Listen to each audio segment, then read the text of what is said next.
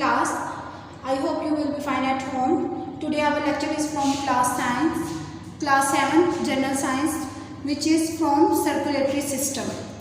In circulatory system heart, blood vessels और blood को मैंने आपको एक्सप्लेन कर दिया हुआ था. अब जो है मैं ब्लड सर्कुलेशन इन हार्ट के बारे में आपको बताऊंगी.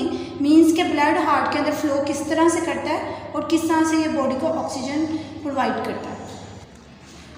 During blood circulation in heart जो है वो ब्लड एंटर होता है एट्रियम में. मैंने आपको बताया था कि ऊपर वाले दो चैम्बर्स जो हार्ट के वो राइट एट्रियम और लेफ्ट एट्रियम होते हैं. लेकिन जो ब्लड एंटर होना है, जो बॉडी से ब्लड आ रहा है जिसके अंदर ऑक्सीजन नहीं है, वो अब हमने लंग्स की तरफ भेजना है.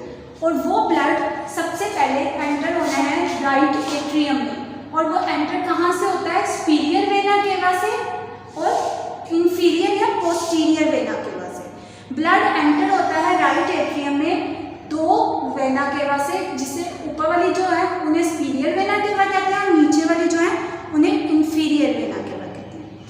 उसके बाद ब्लड राइट एट्रियम में जाने के बाद वॉल्स के थ्रू जो है वो राइट वेंट्रिकल में मूव कर जाता है. ये ब्लड बॉडी से आ रहा है जिसके अंदर कार्बन डाइऑक्साइड है, ऑक्सीजन कम मिकदार में, और इसने जाना किसकी तरफ है? लंग्स की तरफ.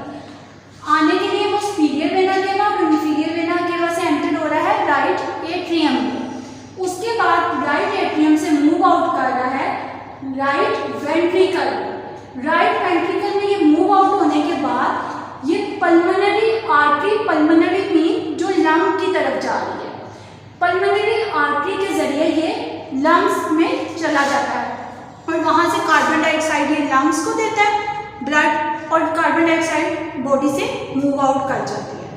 अब ये ब्लड कौन सा पाथवे है? ये डीऑक्सीजनेटेड ब्लड का पाथवे है जो superior vena cava and inferior vena cava से आने के बाद right atrium, right ventricle and then pulmonary artery, और फिर उधर से लंग्स की तरफ मूव आउट कर दिया.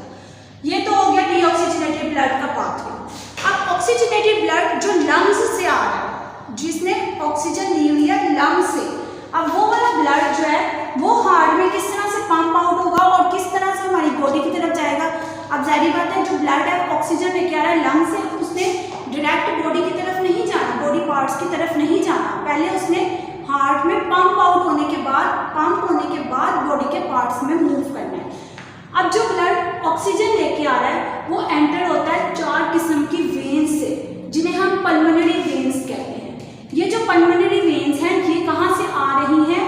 ये लंग्स से आ रही हैं और ऑक्सीजन वाला ब्लड लेकर आ रही है किसकी तरफ? हार्ट की तरफ. ये पल्मोनरी वेन्स ब्लड को मूव करती हैं लेफ्ट एट्रियम की तरफ और फिर लेफ्ट वेंट्रिकल की तरफ, जो नीचे वाला पोर्शन है. लेफ्ट वेंट्रिकल में मूव आउट होने के बाद ये एओर्टा में चले जाती हैं, जहाँ से ब्लड जो है वो बॉडी के दूसरे पार्ट में चला जाता है. अब ये दोनों पाथवे, ये वाला ऑक्सीजनेटेड ब्लड का पाथवे, ऑक्सीजनेटेड ब्लड का पाथवे एक दफा फिर से सुन लें. पल्मोनरी वेन से लेफ्ट एट्रियम में, फिर लेफ्ट वेंट्रिकल में, फिर ये मेन एओर्टा जो है हमारी उसके थ्रू बॉडी के पार्ट्स में चला जाता है और बॉडी को क्या प्रोवाइड करता है? ऑक्सीजन. सो आई होप कि आपको जो है ये दोनों बातें ऑक्सीजनेटेड और डीऑक्सीजनेटेड की अच्छी तरह से समझ आ गई होंगी. नेक्स्ट जो ब्लड सर्कुलेशन थ्रू हार्ट में मेन चीज़ इन्वॉल्व है वो है हमारी पल्स. पल्स यानी जो हमें फील हो रही होती है, नर्व्स जो हमारी चलती हुई जो है हमें एक वेव लाइक मूवमेंट जो है फील हो रही होती है, उन्हें हम क्या कहते हैं? पल्स. पल्स मीन्स रिदमिकली यानी तरतीब की तरह से, यानी तरतीब पीरियोडिकली जो है ना वो ये वेव लाइक मूवमेंट्स हैं जो हमारी आर्टरीज जब ब्लड पंप करती हैं हार्ट की तरफ, तो हार्ट जो है वो कॉन्ट्रैक्ट करता है और एक्सपेंड करता है. जो हार्ट की एक्सपेंशन और कॉन्ट्रैक्शन की वजह से जो आवाज़ प्रोड्यूस होती है, जो वेव प्रोड्यूस होती है, उसे हम कहते हैं पल्स. और ये एक नॉर्मल पर्सन में जो है वो 60 to 100 पर मिनट होती है. नेक्स्ट जो टॉपिक है वो है हार्ट बीट. हार्ट बीट जो है उसकी आवाज़ किस तरह से, हार्ट जब पंप आउट कर रहा होता है, हार्ट जब डीऑक्सीजनेटेड ब्लड को लंग्स की तरफ भेज रहा होता है और ऑक्सीजनेटेड ब्लड को बॉडी की तरफ भेज रहा होता है, तो वो पंपिंग का काम कर रहा होता है. और पंपिंग के दौरान वो कॉन्ट्रैक्ट भी कर रहा है और एक्सपेंड भी कर रहा है. सो हार्ट की एक्सपेंशन और कॉन्ट्रैक्शन से एक आवाज़ प्रोड्यूस होती है जिसे हम कहते हैं लबदब, और इसे है वो 72 से 75 टाइम्स पर मिनट होती है।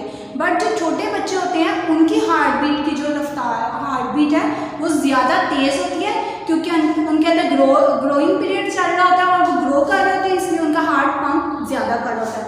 उसके अलावा जब हम एक्सरसाइज कर रहे होते हैं तो तब भी हमारी हार्ट बीट जो है वो तेज़ हो जाती है, क्योंकि हमारे हार्ट को ज़्यादा पंपिंग करना पड़ रहा होता है।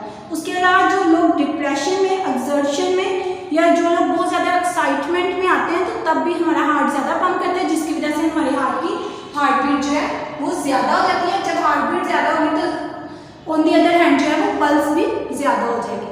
आई होप कि आपको जो सर्कुलेटरी सिस्टम जिसमें मैंने हार्ट को ब्लड वेसल्स और ब्लड सर्कुलेशन इन हार्ट को डिस्कस किया है वो अच्छी तरह से समझ आ गया होगा। So stay at home, wash your hands. अल्लाह हाफिज़ क्लास।